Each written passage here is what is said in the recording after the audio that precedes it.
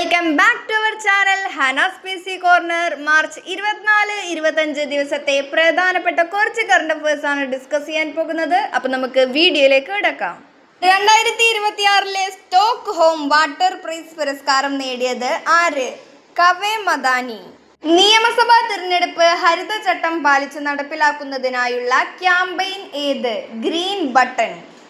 പുതിയ ആദായ നികുതി നിയമത്തെക്കുറിച്ച് പൗരന്മാർക്കിടയിൽ അവബോധനം സൃഷ്ടിക്കുന്നതിനായി ആരംഭിച്ച രാജ്യവ്യാപക ക്യാമ്പയിൻ ഏത്?